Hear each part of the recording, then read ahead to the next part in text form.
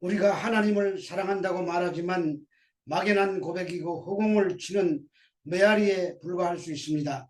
진정한 사랑은 자신이 얼마나 비참한 상태였었고 또 그 자신에게 하나님께서 얼마나 큰 사랑을 부어주셨는지를 깨달을 때 생겨나게 되는 것입니다. 우리는 허물과 죄로 죽었던 자들입니다. 인간의 이기적인 욕구를 따라 육체의 열매를 맺는 상태로 본질상 진노의 자녀들이었습니다. 심판을 받아 영원한 지옥으로 떨어지는 자들이었습니다. 그런 자들에게 긍휼이 풍성하신 하나님의 큰 사랑이 임하여 은혜로 살아난 존재들이 되었습니다. 이것은 하나님의 이해할 수 없는 긍휼과 사랑의 결과입니다. 그뿐 아니라 죽었던 우리를 그리스도와 함께 일으키시고 함께 하늘에 앉히시고 함께 만유의 상속자가 되게 하셨습니다. 아직 현실로 나타나지 않았지만 능력이 많으신 하나님께서 그 크신 긍휼과 사랑으로 작정하신 일이기 때문에 반드시 이루어질 일입니다. 그리고 성령으로 구원을 보증해 주고 계십니다. 이것은 완전한 반전입니다. 죽었던 자들이 살아나고 마귀의 지배를 받던 자들이 만물의 통치자가 되었습니다. 또한 하나님께서 그리스도를 교회의 머리로 세우시고 우리들을 몸으로 삼아 한 몸 되게 해 주셨습니다. 이것은 인간의 행위로 된 것이 아니며 은혜의 선물입니다. 그러므로 교회는 하나님의 은혜가 얼마나 위대한지를 세상에 나타내는 선교적 공동체로 이 땅을 살아가야 하는 것입니다. 에베소서 2장 11절의 말씀입니다. 그러므로 생각하라. 너희는 그때 육체로는 이방인이요 손으로 육체에 행한 할례를 받은 무리라 칭하는 자들로부터 할례를 받지 않은 무리라 칭함을 받는 자들이라. 바울은 이제 그 놀라운 구원을 구약의 하나님의 백성인 이스라엘과의 관계 안에서 설명하고 있습니다. 바울이 말하고자 하는 것은 원래 이방인이었던 에베소 성도들이 얻게 된 놀라운 것을 설명하려는 것입니다. 그것은 예수 그리스도로 말미암아 얻게 된 구원이 얼마나 대단한 것인지 이스라엘과 관련하여 설명하려는 것입니다. 구약의 이스라엘에게 주어진 약속에 이방인인 에베소 성도들이 참여하고 있다는 것을 강조함으로써 바울이 성도들에게 주어진 구원의 위대함을 설명하는 것입니다. 그래서 생각하라고 합니다. 원문대로는 기억하라가 더 정확한 번역입니다. 기억하는데 구약시대에 너희들의 상태가 어떠했는지 기억해 보라는 말입니다. 바울은 이스라엘과 에베소 성도들의 관계를 통해 그들이 얼마나 하나님과 상관없는 자들이었는지를 기억해 내도록 유도합니다. 그때에 그들은 육체로는 이방인이었습니다. 그리스도인이 되기 이전의 에베소 교인들은 혈통적으로는 유대인이 아닌 이방인이었습니다. 이방인은 헬라어로 타에드네인데 관사 타는 경멸과 무시하는 말투로 하나님께서 주시는 특권을 소유하지 못한 자라는 의미입니다. 그런데다가 에베소 교인들은 유대인들로부터 무할례당이라고 칭함을 받던 자들이었습니다. 오늘날 우리도 이방인들이었고 무할례당이었습니다. 창세기 17장 7절에서 10절의 말씀입니다. 내가 내 언약을 너와 및 내 대대 후손 사이에 세워서 영원한 언약을 삼고 너와 내 후손의 하나님이 되리라. 내가 너와 내 후손에게 내가 거류하는 이 땅 곧 가나안 온 땅을 주어 영원한 기업이 되게 하고 나는 그들의 하나님이 되리라. 하나님이 또 아브라함에게 이르시되 그런즉 너는 내 언약을 지키고 내 후손도 대대로 지키라. 너희 중 남자는 다 할례를 받으라. 이것이 나와 너희와 너희 후손 사이에 지킬 내 언약이니라. 할례는 이스라엘 백성들이 누구인지를 보여주는 표식으로 하나님께서 아브라함과 그 후손에게 대대로 지키도록 명령하신 것입니다. 이스라엘의 모든 남자는 태어난 지 8일 만에 할례를 받음으로써 언약의 백성이라는 지위를 얻게 됩니다. 반면에 할례를 받지 않는 자는 백성 중에 끊어지게 됩니다. 특별히 아브라함에게 할례와 언약이 주어진 맥락을 잘 살펴보면 할례는 아브라함과 그 후손에게 땅을 기업으로 주겠다는 언약의 징표입니다. 아브라함과 그 후손에게 하나님께서 명하신 할례는 남성 승기의 표피를 베는 아주 중요한 행위입니다. 그런데 지금은 마음의 할례를 강조하고 있습니다. 구약에서도 마음의 할례를 중요하게 다뤘습니다. 그러므로 마음의 할례가 몸의 할례를 대체해서는 안 된다는 말입니다. 구약시대에는 몸의 할례를 받지 않는 이방인은 이스라엘 백성과 함께 할 수가 없었습니다. 그래서 몸에 행하는 할례는 유대인과 이방인을 나누는 아주 중요한 기준이 되었습니다. 그런데 오늘 본문은 그때에 에베소 사람들은 할례 없는 이방인이라고 말함으로써 그들이 이스라엘과 아무 상관없었음을 상기시키고 있습니다. 구약의 관점에서 이스라엘과 상관이 없다는 것은 하나님께서 약속하신 유업과도 상관이 없다는 의미가 됩니다. 그러므로 할례받지 않는 무할례당이라는 말은 이방인들은 하나님에게 소속되지 못하고 버림을 받은 백성들이라는 뜻입니다.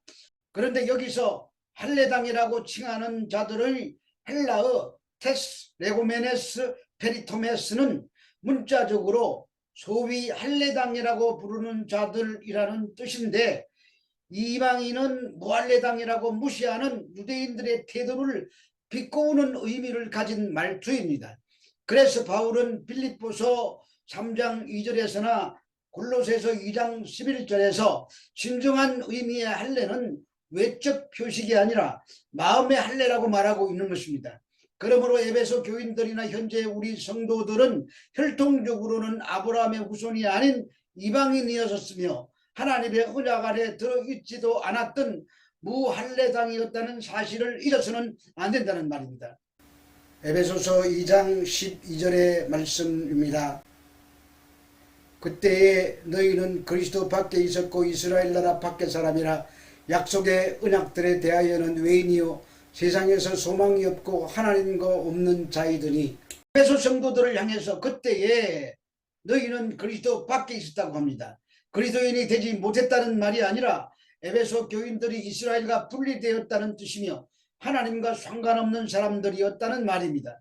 그리스도 밖에, 이스라엘 밖에 있었기 때문에 약속의 언약들에 대하여는 외부인이었습니다.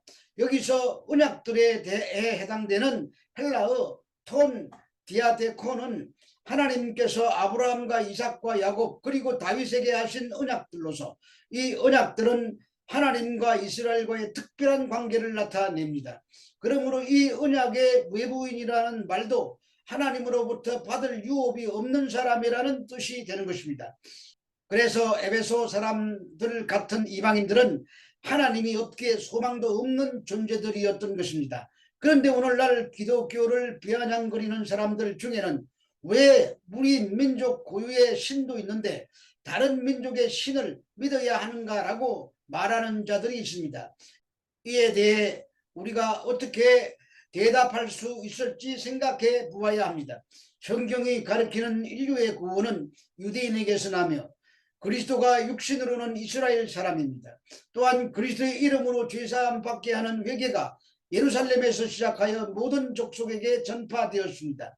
이것이 성경에 담겨있는 하나님의 뜻과 계획입니다. 하나님은 이스라엘 백성을 먼저 선택하셨고 그들을 통해서 예수 그리스도가 이 땅에 오게 하셔서 온 세상의 주가 되게 하셨습니다. 그러므로 하나님의 구원의 경륜에 대해서 생각할 때 구약의 이스라엘은 매우 중요합니다. 이것이 바울이 먼저는 유대인에게요 그리고 헬라인에게다 라고 말하는 진정한 의미입니다. 물론 현대의 유대인들이나 이스라엘 국가에 이방인과 다른 구원의 길이 있다는 말은 아닙니다. 다시 말해 유대인들은 예수 그리스도로 믿지 않는데도 구원을 받는다고 생각하는 것은 성경적이 아니라는 말입니다. 그래서 앞으로 이어질 내용에서 이제 더 이상 유대인과 이방인이라는 구분의 경계가 존재하지 않는다고 바울이 설명할 것입니다.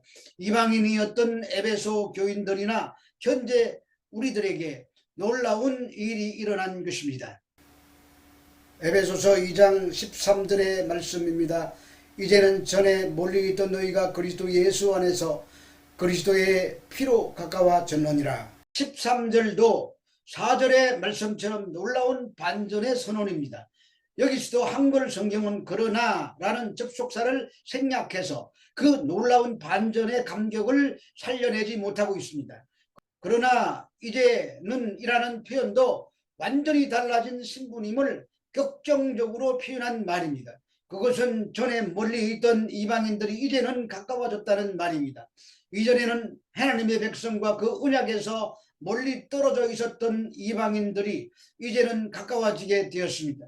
스스로 가까이 다가온 것이 아니라 하나님께서 그리스도 예수 안에서 그들의 위치를 바꾸어 놓으시고 가까이 끌어당기신 것입니다. 그것이 가능해질 수 있었던 것은 그리스도의 피, 곧 그분의 죽음이 있었기 때문입니다. 우리의 구원이 그렇게 시작되었습니다. 구원이 필요한 존재인 줄도 모르고 살아가던 우리를 예수의 피를 통해서 하나님께서 먼저 사랑하셨습니다.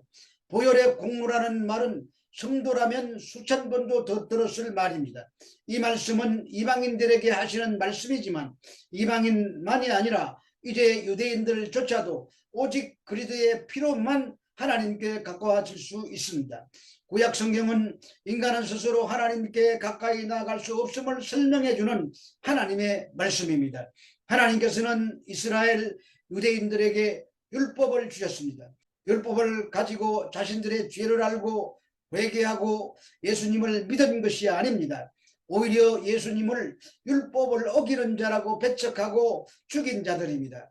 그러므로 율법으로 인간이 구원받을 수가 없습니다. 오직 예수 그리스도의 흘리신 그 피로만 가능하게 되는 것입니다.